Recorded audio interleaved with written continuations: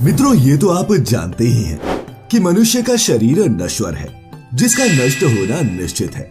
लेकिन ये जो आत्मा है वो कभी भी नष्ट नहीं होती और नियमित रूप से एक शरीर से दूसरे शरीर में स्थानांतरित होती रहती है।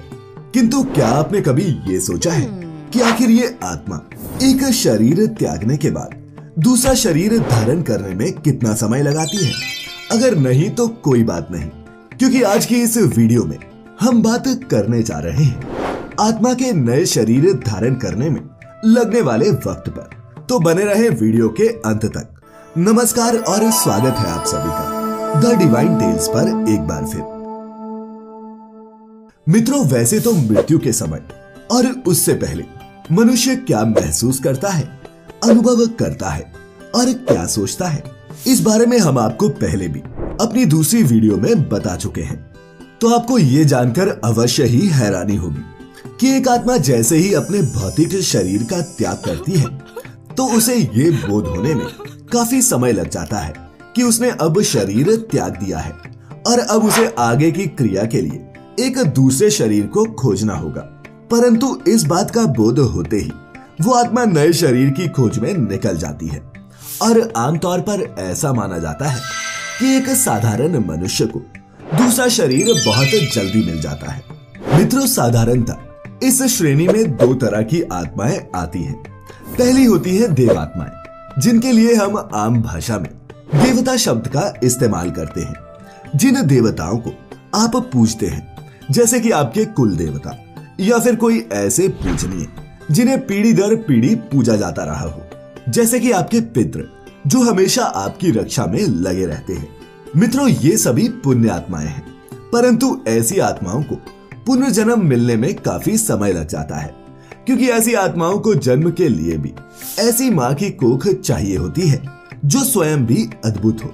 और अगर बात करें दूसरी ऐसी आत्माओं की जिन्हें आसानी से दूसरा शरीर नहीं मिलता, वो है शैतानी आत्माएं, जिनका पूरा जीवन क्रूरता, अन्याय और दूसरों के ऊपर अत्याचार करते हुए निकला हो। ऐसी शैतानी आत्माओं को दूसरा शरीर धारण करने में औरों के मुकाबले ज्यादा समय लगता है, क्योंकि उन्हें भी जन्म के लिए एक ऐसी ही कोख की खोज होती है जो उनकी नकारात्मकता को अपने अंदर पनाह दे सके। मित्रों, गरुड़ पुराण के अलावा हमारे सनातन धर्म में कुछ ऐसे उपनिषद भी रहे हैं जो एक आत्मा का दूसरा शरीर धारण करने में लगने वाले वक्त के बारे में बताते हैं। उन्हीं में से एक है बृहदारण्यक उपनिषद, जो दूसरा शरीर धारण करने में लगने वाले समय की पुष्टि करते हुए कहता है कि कभी कभी एक आत्मा को दूसरा शरीर खोजने में काफी कम वक्त लगता है, जिसकी कल्पना भी नहीं की जा सकती।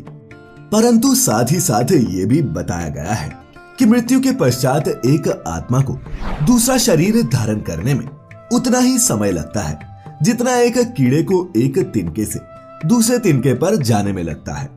कुछ ग्रंथों का तो ये तक कहना है कि जब कोई मनुष्य अपने इस जन्म के लिए आवंटित कार्य पूरे कर लेता है तो उसकी मृत्यु ऐसे ही बिना किसी कष्ट, रोग और दुर्घटना के होती है। और ऐसे मनुष्य की आत्मा को नए शरीर की प्राप्ति में कुछ ही पल लगते हैं। पुराणों की माने तो जब कोई भी मनुष्य मरता है और आत्मा शरीर को त्याग कर अपनी आगे की यात्रा प्रारंभ करती है, तो इस दौरान उसे 3 प्रकार के मार्ग मिलते हैं। और ये 3 मार्ग हैं अर्ची मार्ग, धूम मार्ग और उत्पत्ति विनाश मार्ग, जिनमें से अर्ची मार्ग ब्रह्मलोक और देवलोक की यात्रा के लिए है, वहीं धूम मार्ग पितृलोक की यात्रा को जाता है। और अगर बात की जाए तीसरे यानी कि उत्पत्ति विनाश मार्ग की, तो ये नरक की यात्रा के लिए है। अब उस आत्मा के भाग्य में कौन सा मार्ग आएगा, इसका निर्धारण तो सिर्फ उसके कर्मों पर ही निर्भर करता है। मित्रों, हमारे इन धर्म ग्रंथों की माने तो 100 में से 85% लोगों का पुनर्जन्म 35 से 40 दिनों के अंदर होना तय है और बाकी के बचे 15% में से 11% लोगों का पुनर्जन्म होने में 1 से 3 साल का वक्त लगता है, जबकि 4% लोग पुनर्जन्म के लिए इससे भी लंबा इंतजार करते हैं। तो मित्रों, हम उम्मीद करते हैं कि अब तो आप समझ गए होंगे कि एक शरीर त्यागने के बाद आत्मा दूसरे शरीर के लिए कितना इंतजार करती है। अगर इससे जुड़ा कोई और भी प्रश्न आपके जहन में आ रहा है तो नीचे कमेंट करके अवश्य बताएं। अगर आज की ये वीडियो अच्छी लगी हो तो इसे लाइक करने के साथ साथ अपने मित्रों और रिश्तेदारों के साथ शेयर भी करें।